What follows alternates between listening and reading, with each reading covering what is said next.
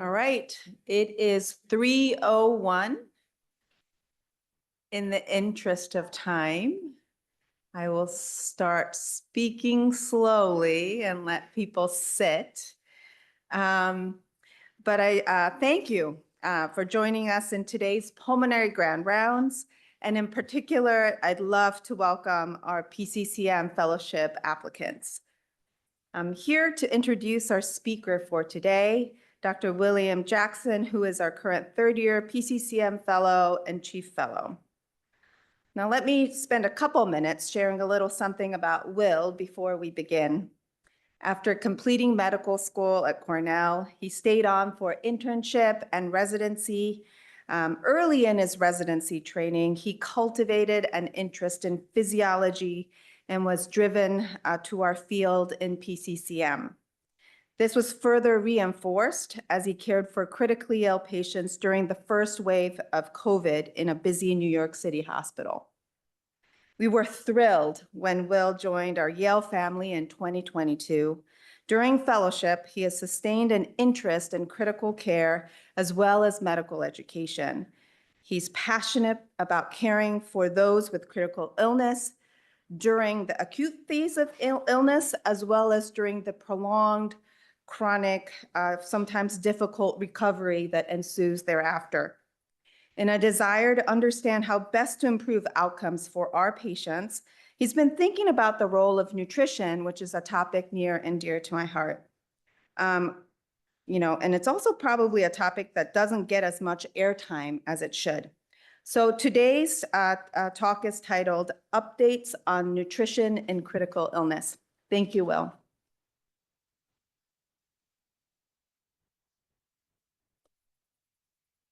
Thanks, Yoko. And thank you all for being here. And specifically, thank you to the applicants who are here. I had a chance to meet many of you, and it was just really great to talk with you and share the program, share things about the program. And I hope we can teach you something today. While preparing for this talk, the realization that there isn't any money in the tube business came up again and again. You can rest assured that any interest in investing in Nepro or the high protein ensures is not because I swayed you as a result of any sort of financial interest or financial gain, but really just how compelling this talk is. Just to say, I have nothing to disclose.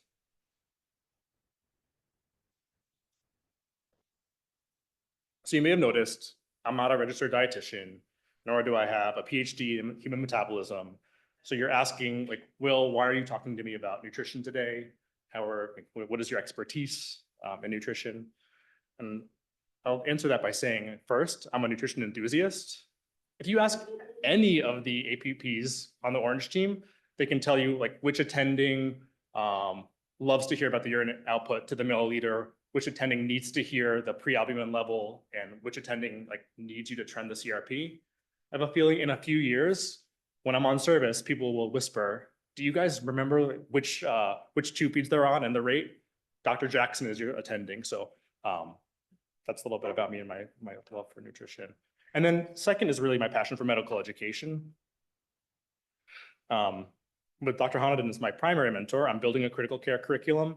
And as many of you know, there's like really not much guidance into how to deliver didactics for our fellows. Critical care fellows are particularly vulnerable to like kind of lapses and in efficient or insufficient didactics. There are a group of fellows who have their training over the course of 1 year. And as such, things that are central to their education may not be discussed in depth. And so part of my passion is to kind of enrich their education. There are initiatives in other fields related to curricula and curricular development for fellows. The AP CCMPD has an excellent pulmonary curricula, and Dr. McEvoy also created an ambulatory pulmonary curriculum. But within critical care fellowship, no guidance exists, and so we're working on changing that. And to that end, I won't discuss the details of my curriculum in depth, but we'll just say nutrition is certainly a central part of what we do in the ICU. We talk about tube feeds every single day as a part of our ICU checklist. However, it still seems to be something that we kind of brush past, and that also is included in its representation on our board exams. There is no real clear way in which board exams nutrition is tested on our board exams. You can kind of hallucinate that maybe it's included somewhere in critical care or the renal and endocrine and metabolic disorders. In reality, if you look in depth into what the boards test, it's less than a fraction of a percent is dedicated to nutrition. But nonetheless, what we provide for our patients impact their outcomes, and it's central and it's really key to talk about. And so I think one of the things I'm hoping you'll get out of this talk is to understand why it seems to be underemphasized, yet at the same time is so important. So to kind of state our learning objectives today, I'd like you all to understand how metabolism in critical illness differs from that in starvation, understand when and how we should be providing nutrition to our patients, understand the different ways energy expenditure is determined for our patients, and then discuss the state of evidence nutrition for critically ill patients with a focus on what gaps exist and why they exist. So it's important to realize that there are distinct types of malnutrition and the metabolism associated with malnutrition. Patients with starvation, patients with chronic illnesses, and patients with acute disease all have significantly different nutritional needs. Why is this? Metabolism is complex. I know that I am personally frightened when the thought of the Krebs cycle creeps into my mind, but this is, and this definitely sparked some panic when thinking about this. But unlike what we're taught in our preclinical biochemical coursework, our cells aren't simple machines taking available fuel moieties, converting them into ATP.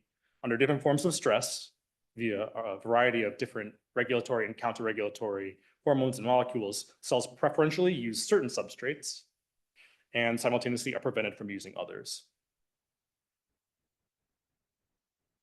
Just to briefly touch on catabolism and the metabolism of starvation. In starvation, in previously well-nourished people, after glycogen stores are depleted, the body prioritizes and primarily uses fat and free fatty acids as its preferential fuel source, hydrolyzing triglycerides into glycerol and conversion into glucose, and then converting fatty acids into ketones. To a lesser extent, skeletal muscle is broken down into its constituent amino acids for conversion into glucose. So this is starkly different than what occurs in a critical illness, and I think this is really one of the key points I want you to take away from kind of the background of this talk. Metabolism in acute illness differs substantially and is typically characterized by 3 distinct phases. An early acute phase, which occurs shortly after the insult and persists through the first 3 days of critical illness. A late acute phase, which occurs after that 3-day mark until about day 7, and then a late phase, which persists after day 7. So after whatever initial injury the patient sustained, a trauma, surgery, acute infection, pro-inflammatory cytokines potentiate the release of catabolic hormones, specifically glucagon, catecholamines, and cortisol. In the early acute phase, it's characterized by insulin resistance and hyperglycemia. Glycogenolysis and gluconeogenesis in the liver occur to mobilize glucose for our early fuel source. After that's depleted, in comparison to starvation, where free fatty acids are used, protein catabolism predominates. The body doesn't have any large stores of protein like it does with fat, and so you're really using skeletal muscle and support tissue, which is broken down into amino acids for gluconeogenesis. Fatty acid metabolism essentially relies on high quantities of oxygen and functioning mitochondria, right? So when you are critically ill, oftentimes you'll have impaired oxygen delivery and impaired mitochondrial function. Essentially what's happening here is that, I actually didn't bring that slide, but that there's an impairment in mobilization of free fatty acid into the mitochondria, and so it can't really be used for ATP production. I think it's kind of really important just to restate, right? So we are no longer able to appropriately use free fatty acids as our energy source and are breaking down skeletal muscle. Just as you're thinking about your patients, as you particularly think about obese patients, sometimes erroneously will say, oh, they're obese, they need fewer calories, and we'll just maybe delay feeding them. Overall, consider the fact that they really aren't able to access or mobilize these fuel sources. So this is a theoretical model of energy expenditure in critical illness.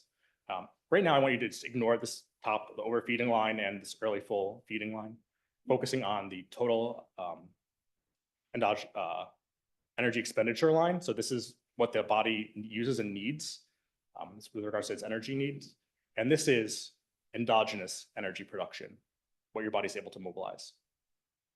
The y-axis is energy and the x-axis is time. So here we're representing the acute or early acute phase, critical illness. Moving into like day 3, you'll be in the late acute phase and then kind of progressing into the late phase of critical illness. Note just that kind of the energy changes and energy utilization changes over the course of time, and that this is really just representing after like a single large insult, inflammatory insult. Researchers kind of use this to model what they predict patients will need, and it will relate to like why we provide certain amounts and prescribe certain amounts of energy, certain amounts of calories for patients. But just note that this is a gross oversimplification. The one thing I really would like you to take away from is after an initial insult, the energy expenditure and the endogenous production are actually fairly closely linked. That the patient's overall able to meet their metabolic needs with what they're able to make endogenously. And as the patient improves, as inflammatory stress resolves, there's a wider gap between energy expenditure and what we're able to make. I'd say this is a critical period, a period where patients are certainly at risk for developing like muscle wasting and catabolism. And particularly consider this in your elderly patients or those with pre-existing malnutrition, as they may not be able to mount this initial and early response. We're going to move into kind of our discussion about like how to provide feeds in the more clinical element of the talk. Now, I just wanted to kind of go over the basics of why this is complex and how patients who are starving or are malnourished from lack of intake differ from those in acute illness. So question 1, your patient is a 56-year-old woman with mild COPD admitted to the ICU 24 hours ago for respiratory failure requiring mechanical ventilation due to a pneumonia. She has significant secretions, she has a significant suction requirement, and has not been able to be weaned from the ventilator. You predict she'll need invasive mechanical ventilatory support for the next several days. She's on broad spectrum antibiotics or being treated appropriately and not on pressor. Your resident asks, what should be done regarding nutrition for this patient? Do you kind of do nothing, defer nutrition support, watch and wait? Do you start hypocaloric feeds with a plan to uptitrate within the next day to 100% of your goal? You start hypocaloric tube feeds and then slowly titrate to 70%, and that, or just start full tube feeds. Give me a second. I actually think I heard the right answer, so we'll just say C. You start hypocaloric tube feeds, slowly uptitrate to 70%. Over the next 48 hours. And over the course of the next several points, I think they'll become more apparent. So we'll just first start talking about timing of nutrition in critical illness. This slide will serve as our kind of scaffold, our structure for the rest of the talk. On the left side of the screen, this is just our various interventions. And then over here are the recommendations from the American and European societies on nutrition. It isn't explicitly stated elsewhere, so I will just say, if a patient can eat, they should be eating. And the rest of this talk is kind of presuming that they're not able to eat for themselves.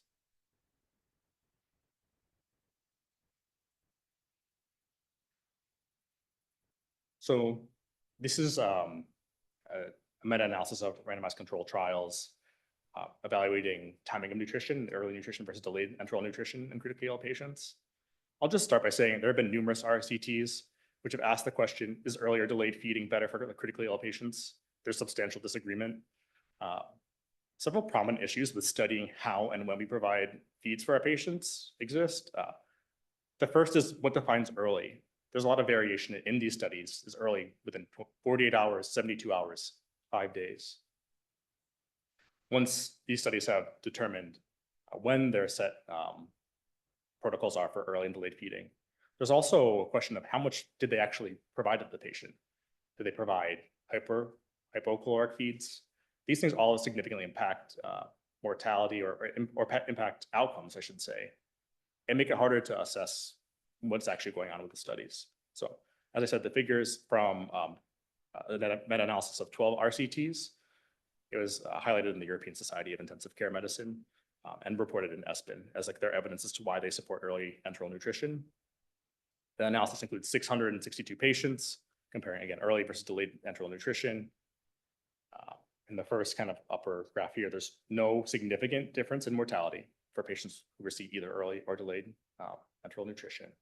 But there is signal and there is significant difference in infectious complications. So patients who received early enteral nutrition had fewer infections. To kind of comment about the heterogeneity of the studies and some of the top issues that I just mentioned, I just am highlighting the 3 largest studies, ones that are given the highest weight in this meta-analysis. I'd like you just to focus on kind of their main parameters. So for the patients in the early arm fed in a similar time, I would say yes. For their patients who are fed, given delayed enteral nutrition, given it in a similar time frame, 76 hours versus 5 days versus 84 hours. Yes. Interestingly, in one of the largest studies that we're using to characterize if patients should be fed early or delayed, in the delayed arm, they received parenteral nutrition as a significant proportion of their calories. So does this really fit? Does this really kind of a fair study to include in a meta-analysis? And then also asking yourselves, with all of these studies, is there a significant difference in the amount of calories that were provided? And so overall, just like there was significant differences in all 3 amounts. And so are you really testing early versus delayed enteral nutrition, or are you testing hypo versus hypercaloric nutrition? I guess actually I'll just go back. One other point I just wanted to make is another concept that is referenced frequently with regards to early enteral nutrition is the concept of trophic feeds. It'll come up again later. Essentially, there's the theory that the GI tract requires stimulation in order to kind of continue to have peristalsis with stimulation from at least small amounts, like low levels of or hypocaloric feeds. Patients have stimulation to their GI tract, which serves an important barrier function, right? When you have blood flow to the GI epithelium, you'll kind of promote that integrity of the epithelium. So there's a question, is that the mechanism for improvement in enteral nutrition and not really a nutritional difference? Moving on to the discussion on regarding energy requirements, how many calories should a patient receive? It's really one of the most challenging questions to answer and has been like asked repeatedly. Aspen's guidelines recommendations have changed significantly from 2021, comparing that to their prior guidelines in 2016. Previously, they'd recommended relatively hypercaloric feeds with 25 to 30 kcals per kilogram per day, based on the predictive equations. They've since decreased that recommendation to 12 to 25 kilocalories per kilogram per day for the first 7 to 10 days, and make a note to avoid overfeeding. Comparing that to Aspen's guidelines, really recommending essentially hypocaloric feeds, less than 70% of their expected energy expenditure in the first 72 hours, and then increasing to 80 to 100% after the first 72 hours. Note, this is for patients of normal BMI 22 to 30. After you have like exceed that, there are other updated recommendations, which I won't go into, and that kind of beyond the scope of this talk, I'll say.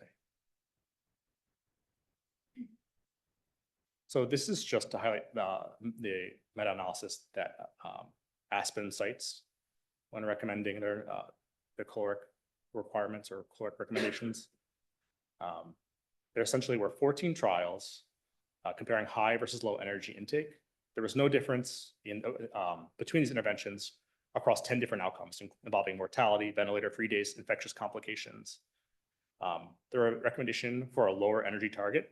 Further expert consensus was based on the fact that there was no benefit for hypercaloric feeds and a lack of certainty regarding the harms with higher energy feeds provision. Basically saying they think that there's a real signal for harm, but that they just weren't able to capture in the meta-analysis. Similar to what I did with the last set of studies or with the last meta-analysis.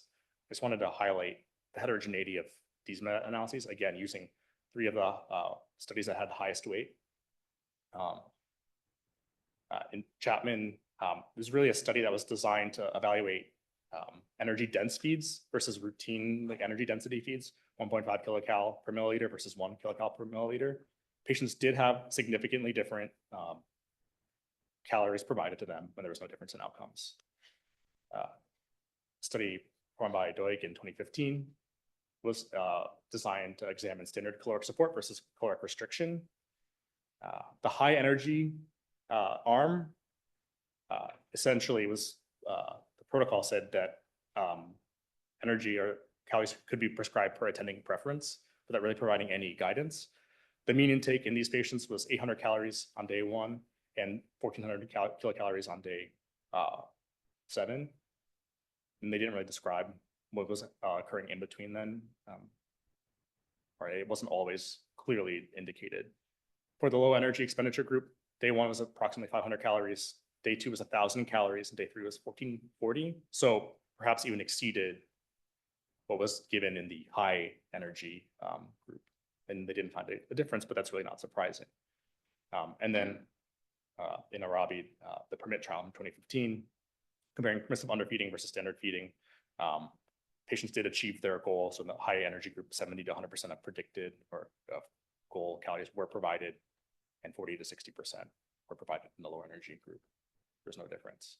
I think just really interestingly also, I don't have the BMI percentages of these patients with the relative weights, but the low energy group in Chapman is basically the same amount of calories provided to the high energy group in Arabi. All is to say, why would you expect different outcomes if you're basically providing similar interventions, across different groups, patients? While there doesn't appear to be a clear preferred strategy with regards to modest or high calorie feeds based on the limited quality evidence we have, it's important to recognize that significant overfeeding and underfeeding is associated with morbidity. So there's one RCT in 2004 on 138 patients were randomized into 4 groups. And basically, just to highlight, there's an extreme calorie restriction where patients were given less than 25% of their predicted needs, and then kind of stratifying it by quartile.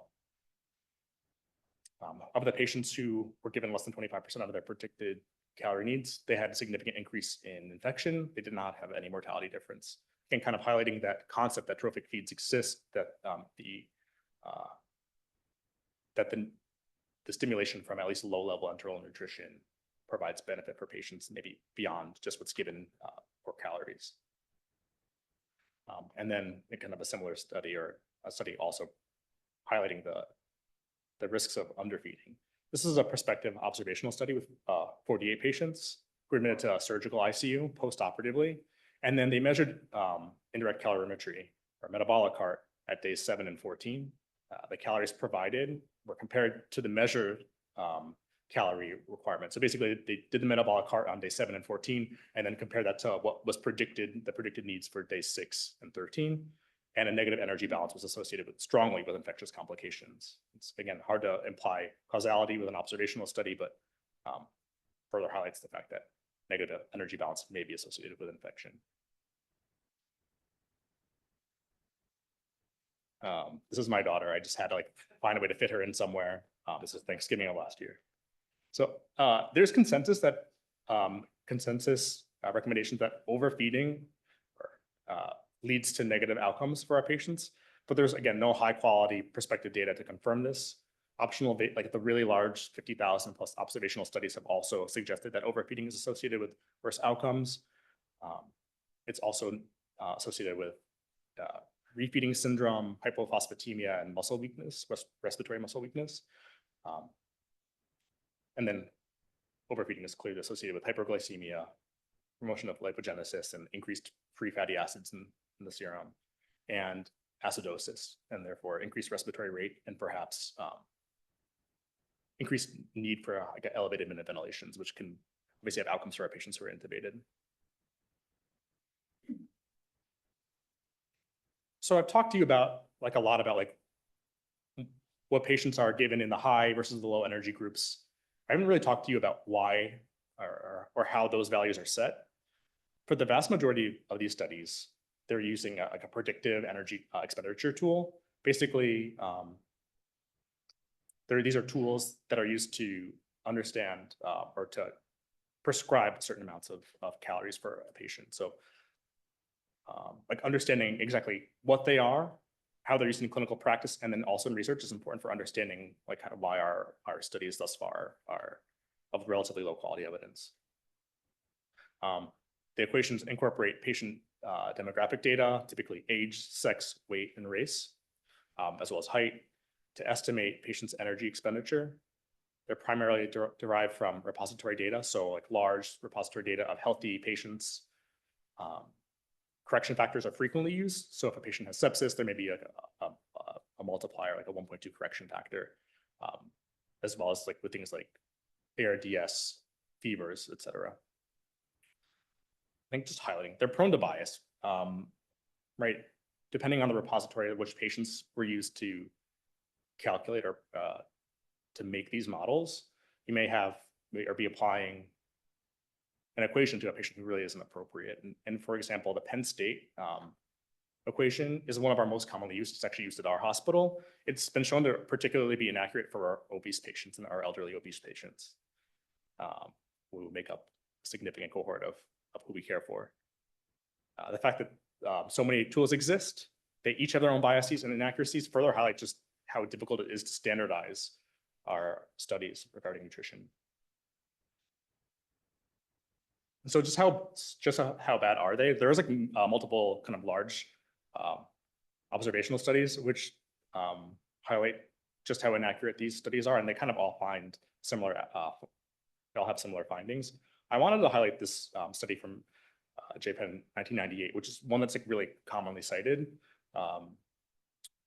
This is a group of 213 ventilator-dependent patients were evaluated. Indirect calorimetry was used on day 4 and compared to their prescribed caloric intake from day 3 using the predictive equation, using the Harris-Benedict equation, which is also another popular one. Approximately 25% of patients received calories within about 10% of their measured energy expenditure. So 75% of patients received something that was not what we intended or we feel that they should be getting based on their measured energy expenditure. Only 20.6% of patients were underfed and almost 50% of patients were overfed. The finding kind of really highlights the fact that in this population of elderly patients who were had like maybe prolonged critical illness because they seem to be like ventilator dependent for. It's not like in the early acute phase in the study. It's to highlight that while we think we know what's happening in metabolism at day 7, day 14, in fact, these patients' metabolism is more complex, and maybe instead of giving them too much or high caloric feeds, we should be decreasing those feeds. And I should just say, these patients' requirements were less than 20 kilocalories per kilogram per day. And so if you were using the old Aspen guidelines, you would be really substantially overfeeding them.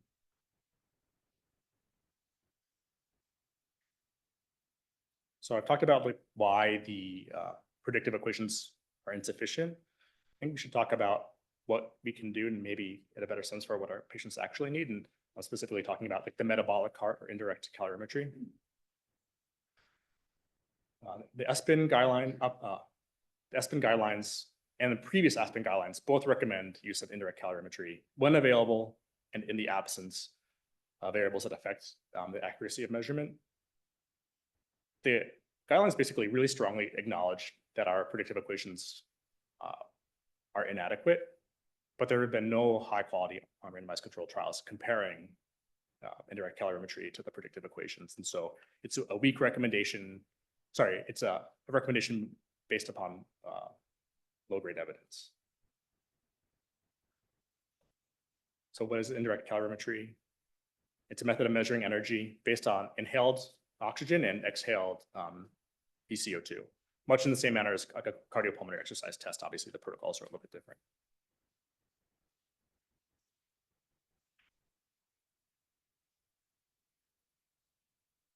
So I'm just going to come back to this graph again.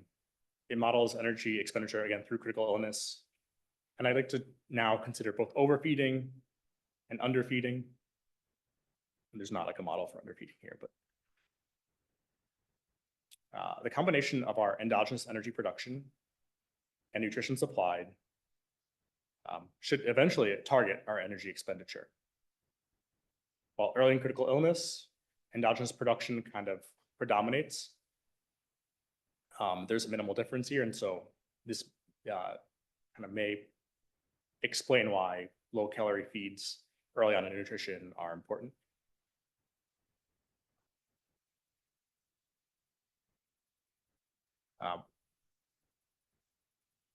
However, if this persists, the patient will rely on catabolizing skeletal muscle. So right here, right when endogenous energy production is really insufficient, the patient will rely on catabolizing and kind of autophagy, resulting in loss of lean muscle mass.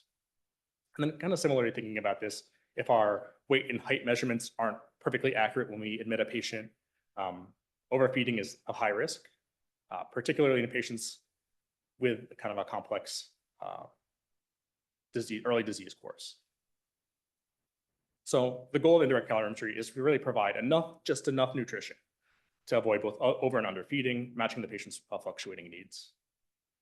We know that patients don't follow the textbook, and if they have secondary illnesses, infections, complicating our ability to predict what they need, the metabolic card likely would reflect these fluctuations. So I think at this point, I just wanted to like posit the idea of like, even though we don't have strong evidence to support the use of indirect calorimetry, not using it feels almost irresponsible to me. Maybe that's inflammatory, but just to say, I see Shoko laughing, that like many of the other things that we do regularly don't have strong evidence for them. I think the most salient example that comes to mind is like an arterial line, right? Invasive hemodynamic monitoring is something that has relatively weak evidence in its impact on outcomes and shock. But if there was a patient in two-pressor shock, I think all of us in this room would say it's time to put an arterial line in. Similarly, when a patient has a prolonged course where they may be relatively malnourished coming into the ICU and are failing to improve, perhaps it's time to say, it's time to really understand exactly how much energy they need, how many calories they need, and use a metabolic cart. So why isn't there a metabolic cart in every ICU? Why aren't we doing what I just proposed? Primary barriers are practical. So the devices are expensive. I've seen like $30,000 to $60,000 quoted. They rely on use of disposable supplies, which are in and of themselves expensive and kind of tie you to the manufacturer.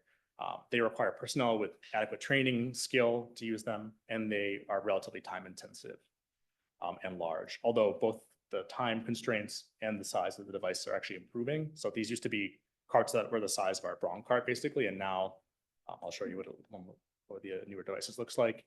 Previously, it took 30 to 40 minutes to perform these calculations accurately over kind of a span of time to get an accurate measurement.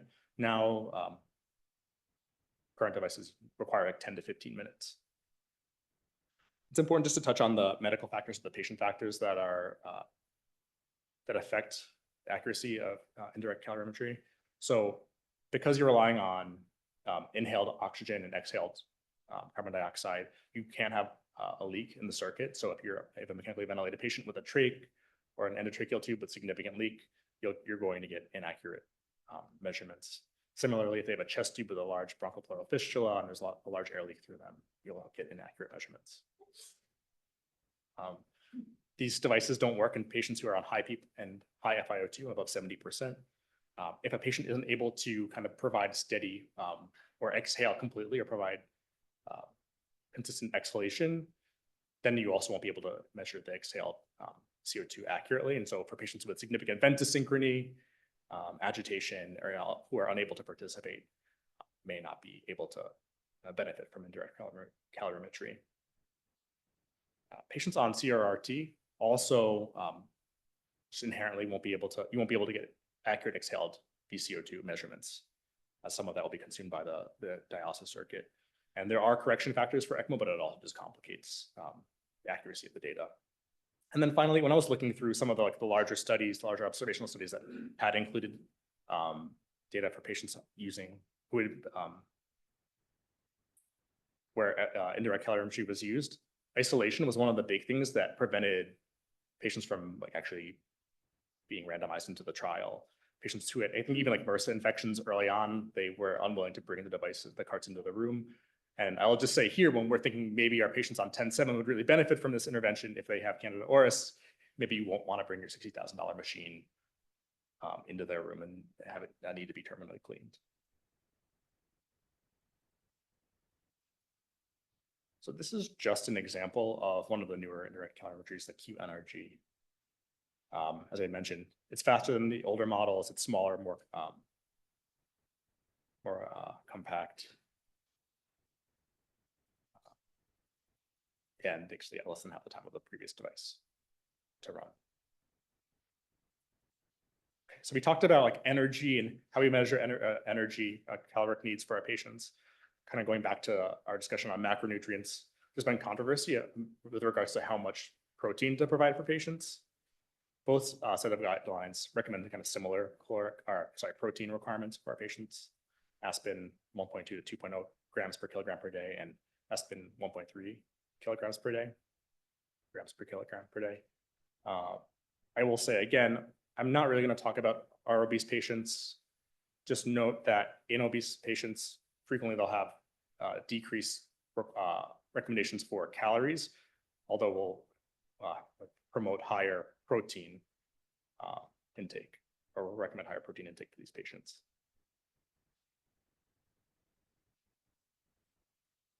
The effort protein trial was published in Lancet in 2023. It's a large multi-center randomized controlled trial, including 1,300 mechanically ventilated patients, and randomizing them either into a high or low protein group.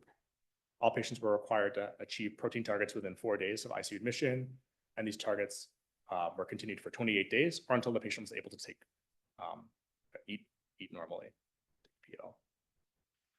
The primary efficacy outcome was time to discharge from the hospital up to 60 days after ICU admission, and the secondary outcome was 60-day mortality. There was no significance in either of these measures. 46.2% of patients in the high protein group and 50% of patients in the control group were discharged by day 60. So high protein diet is not associated with improved outcomes in this cohort of patients, mechanically ventilated patients in the ICU. While this is a negative study, it highlights the complexity of nutrition for our patients and leaves us with a question: in what time frame is low or high protein more beneficial for our patients? Thinking about that curve that I showed you earlier with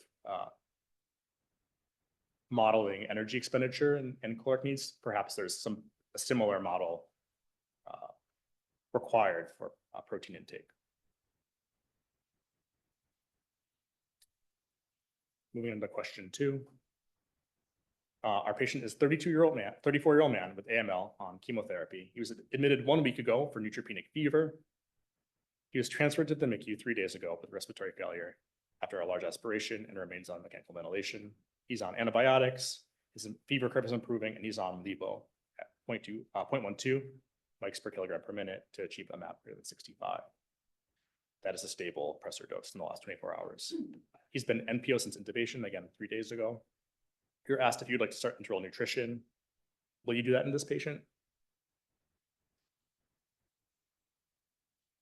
What if I told you his levo dose was 0.42? He's the exact same patient, stable vasopressor dose, same inciting illness and event. I think it's a little more challenging philosophically.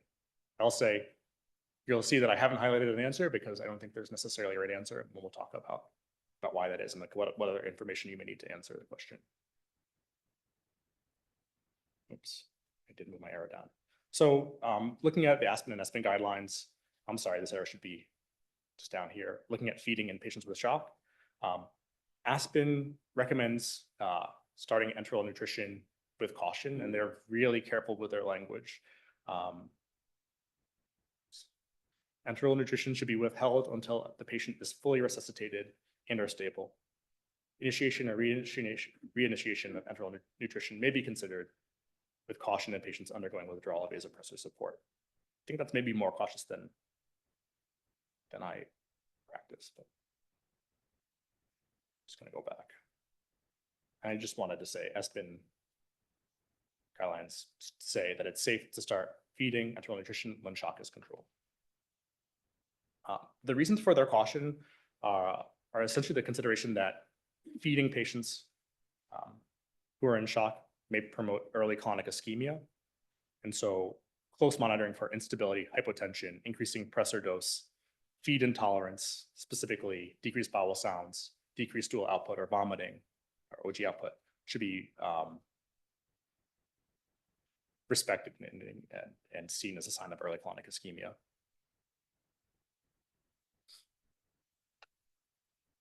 So in the first study that we'll talk about or examine when looking at nutritional support in patient on vasopressors is the Nutria 2 study.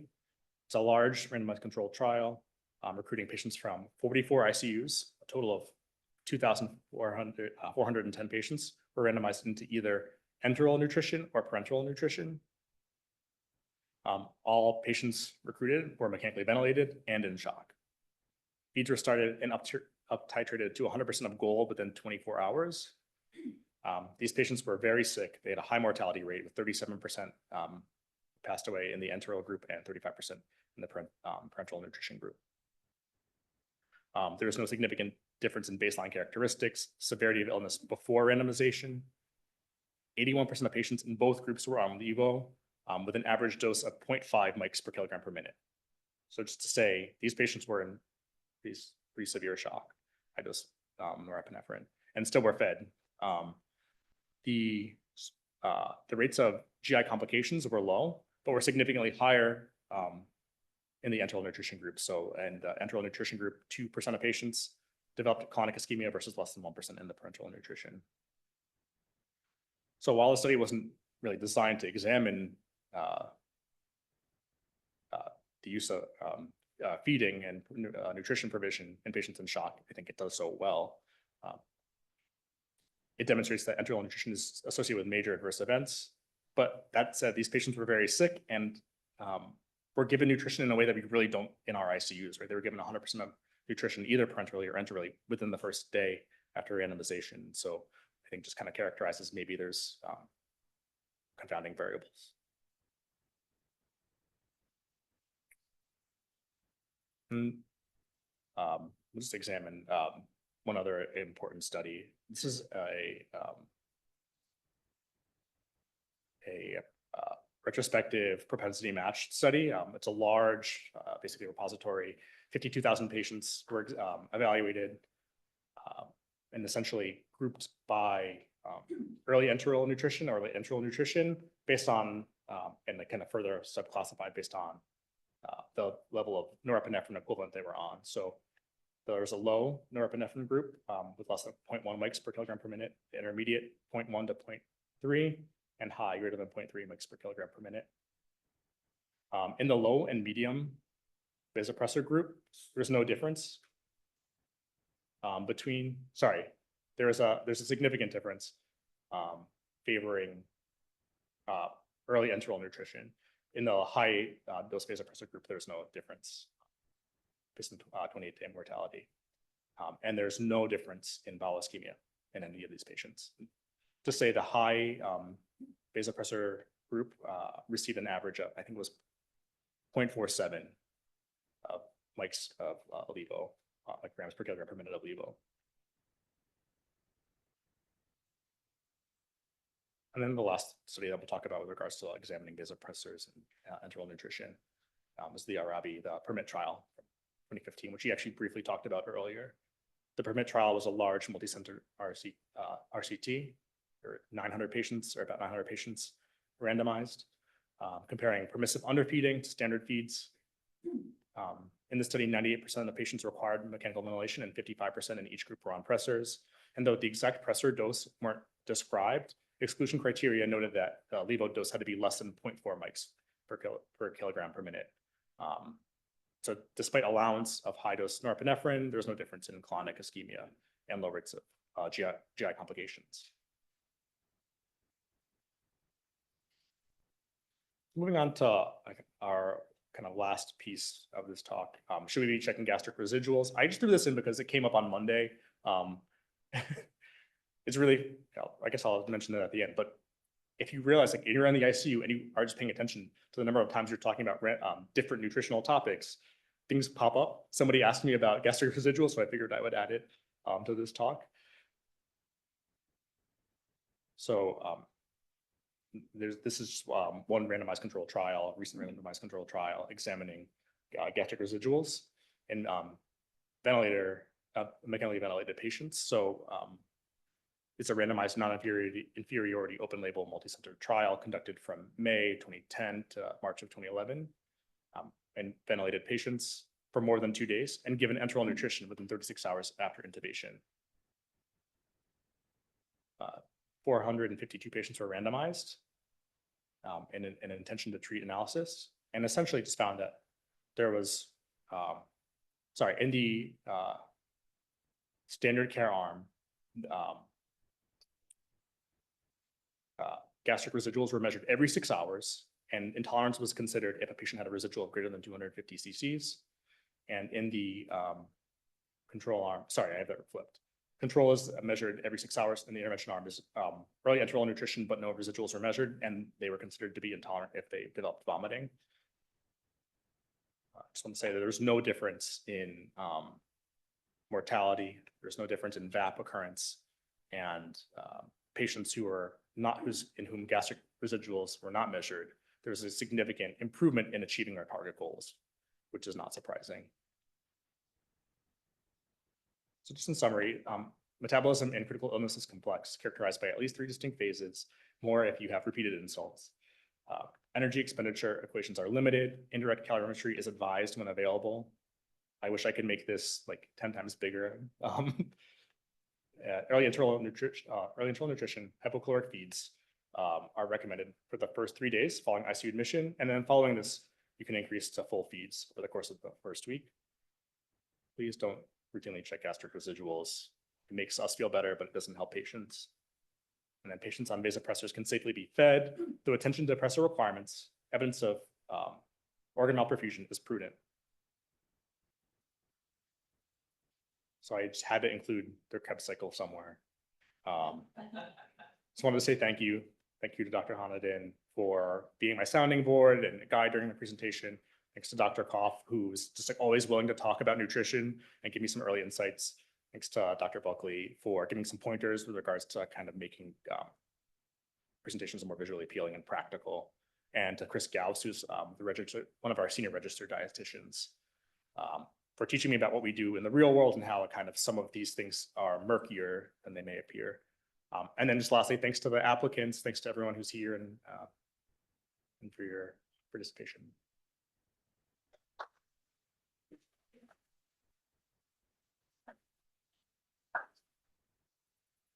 Thank you for that wonderful, comprehensive presentation. I'll open it up for questions for people in the audience, starting here in Fitkin, and then we'll take some from the Zoom world.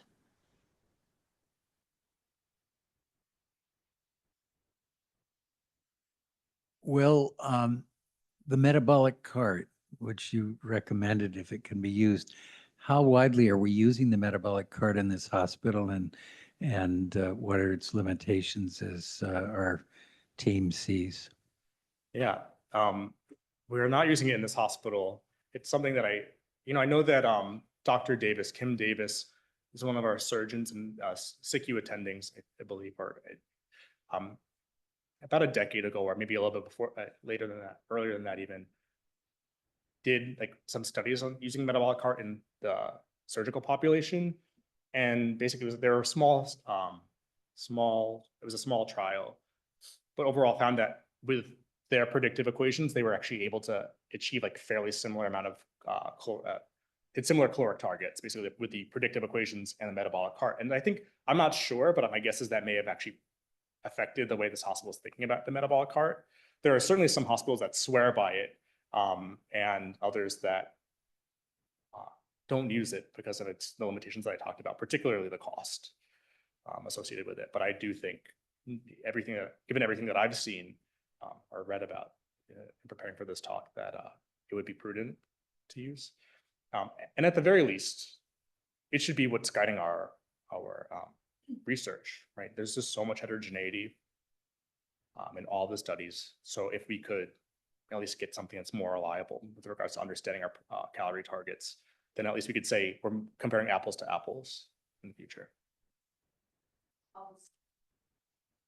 I'll just add on to that. There is some renewed conversation about the use of indirect calorimetry and trying to bring it into clinical practice actually really makes sense because we've now entered an era where it's just not enough to survive critical illness.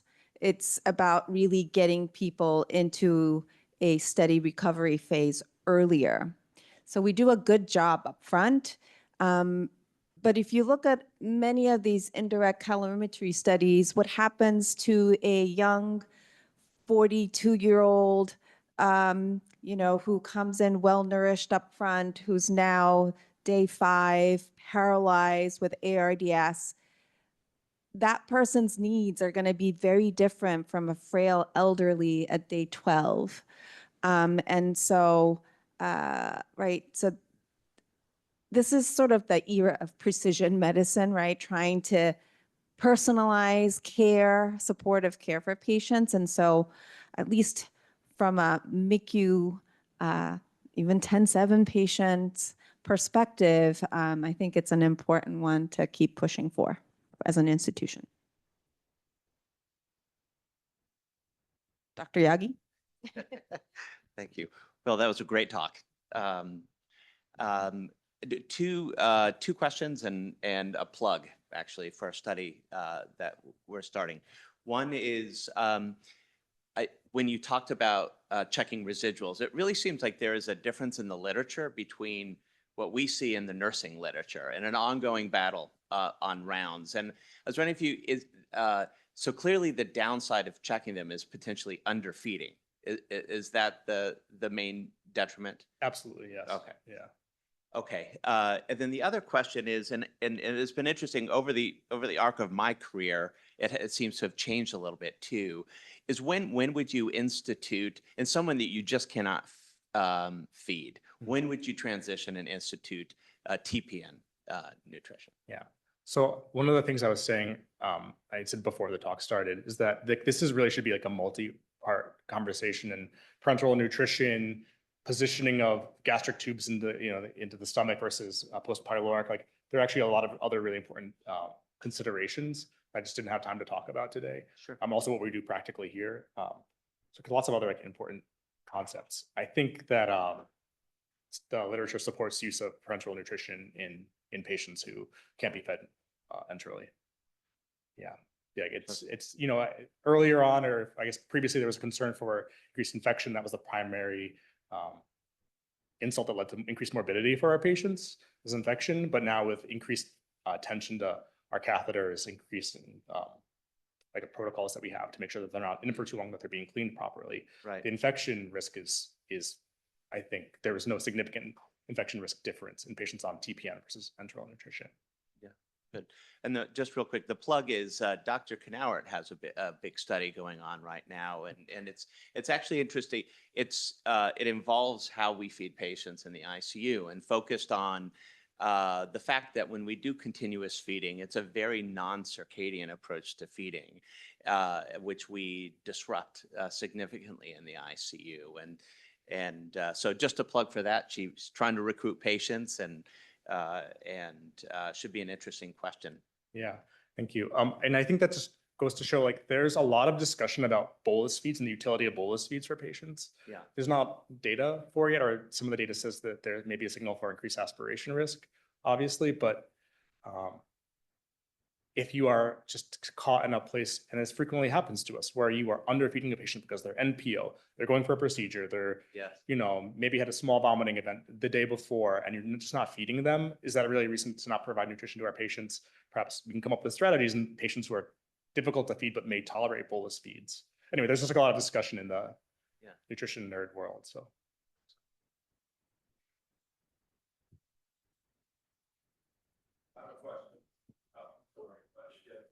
She's closer. She wins.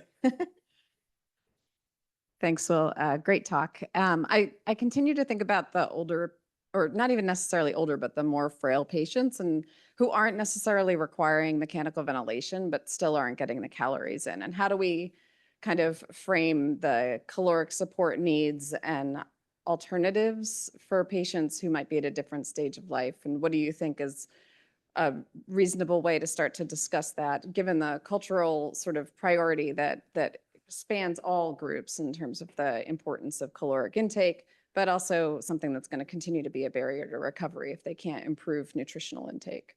Absolutely. Yeah.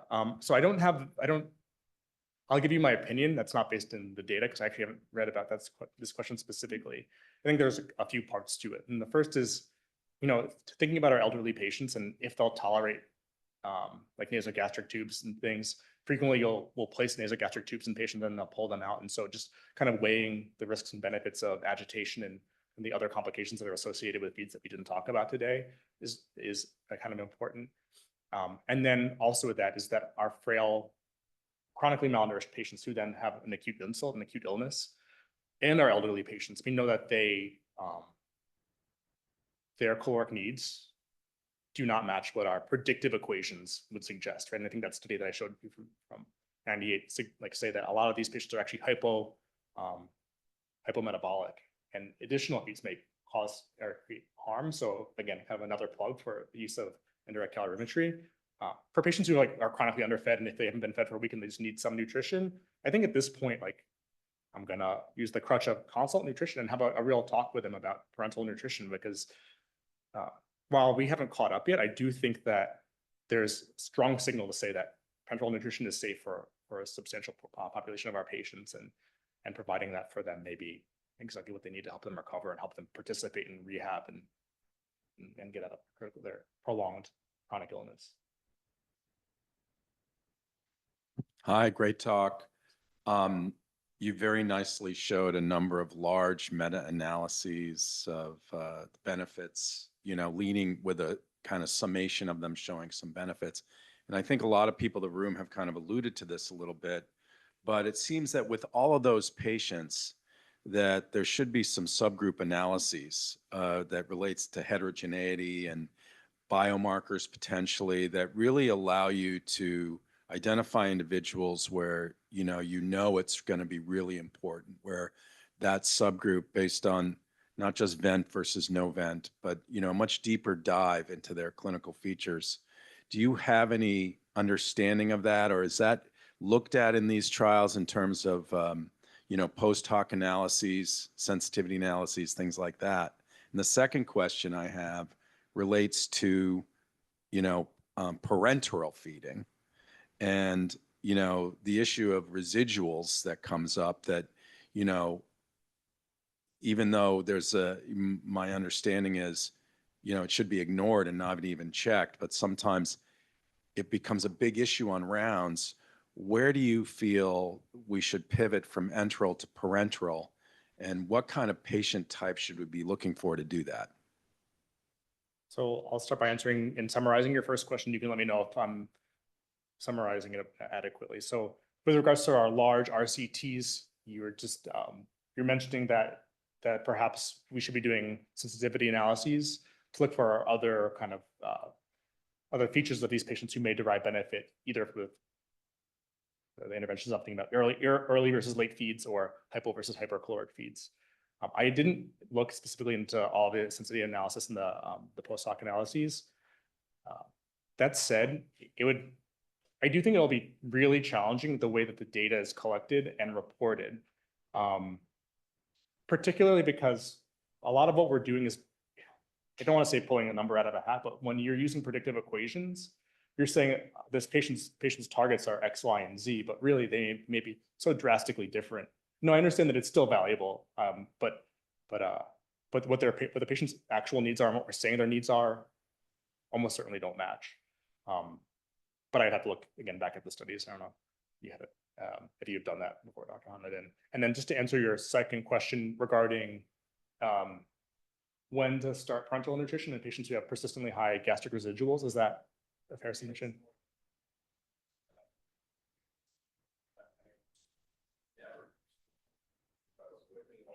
So exactly. So sorry, so